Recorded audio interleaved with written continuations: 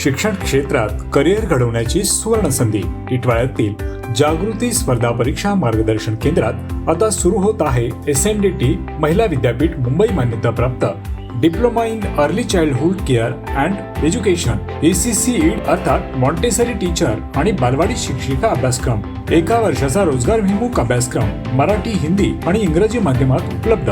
किमान 12वी उत्तीर्ण विद्यार्थ्यांसाठी प्रवेश सुरू असून शनिवार रविवार बॅचची सुविधाही उपलब्ध आहे. मर्यादित फक्त 25 प्रवेश. आजच संपर्क साधा आणि बाल शिक्षण क्षेत्रातील आपल्या उज्ज्वल करिअरची सुरुवात करा. जागृती स्पर्धा परीक्षा मार्गदर्शन केंद्र टिटवाळा. अधिक माहितीसाठी स्क्रीनवर असलेल्या नंबरवरती संपर्क करा. कचऱ्याच्या ढिगाऱ्यात सापडले 6 दिवसांची नवजात. भटके कुत्र्याच्या विळख्यातून महिलेने वाचवले बाळ. फेकून देणाऱ्यांचा पोलिसांकडून शोध.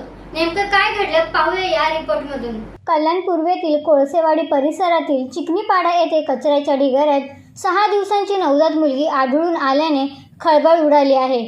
पूजा लावेकर या सकाळी कचरा टाकण्यासाठी गेल्या असता त्यांना एका पिशवीत ही मुलगी दिसून आली. त्यावेळी काही भटके कुत्रे बाळाच्या आसपास फिरत असल्याने त्यांनी तात्काळ मुलीला सुरक्षित बाहेर काढून पोलिसांना माहिती दिली. घटनेनंतर नवजात मुलीला उपचारासाठी रुक्मिणीबाई रुग्णालयात दाखल करण्यात आले. डॉक्टरांच्या माहितीनुसार मुलीची प्रकृती स्थिर आहे. या प्रकरणी कोळसेवाडी पोलीस ठाण्यात गुन्हा दाखल करण्यात आला असून नवजात मुलीला कचऱ्यात टाकून जाणाऱ्यांचा शोध पोलिसांकडून सुरू आहे. माझं पूजा निखिल लाभेकर. आमच्या इथे सकाळी ना पिंपळाचं झाड आहे तिथे बाळाला ठेवलं होतं. 4 वाजता मी बघितलं तिथे पिशवीमध्ये असंच ओपन होतं ते. नंतर मी कचरा टाकायला गेले. जेव्हा बाळाची हालचाल व्हायला लागली, कुत्रे होते त्याच्या भोवतानी खूप, आणि जेव्हा भुकायला लागले ना मी तेव्हा बघितलं तर बाळाचं डोकं त्या पिशवीतून बाहेर आलं. त्याच्यानंतर मी ना ते कुत्र्यांना हकललं आणि त्याच्यानंतर मी पटकन बाळाला घेतलं आणि पिशवी काढून टाकली आणि पटकन मी घरात घेऊन गेले. कारण का म्हणजे जेणेकरून कुत्रे पण माझ्या घराजवळपर्यंत आले. घरामध्येच ठेवलं आणि त्याच्यानंतर मी म्हटलं सकाळी आता सगळ्यांना सांगते. असं सांगेसपर्यंत मला लेट झालं.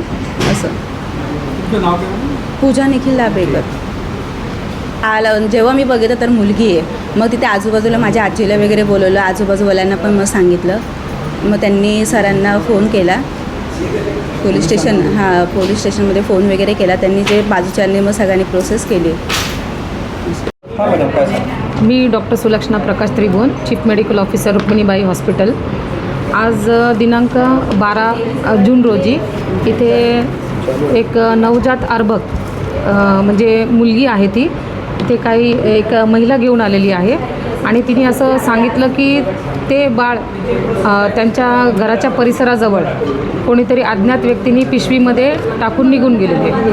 आता ते अर्भक त्यांनी नंतर पोलिसांच्या मदतीने त्यांनी इथपर्यंत घेऊन आलेले. आता त्याचा तपास आम्ही सुरू करत आहोत आणि त्याबाबतची अधिक माहिती आम्ही तुम्हाला नंतर देऊ. आणि असं हे प्रशासनाला पण आम्ही सांगून ठेवतो. बाळ किती दिवसाचं आहे? बाळ साधारण त्याचे एक्झामिनिंग करता त्याची नाळ पूर्णपणे पडलेली आहे.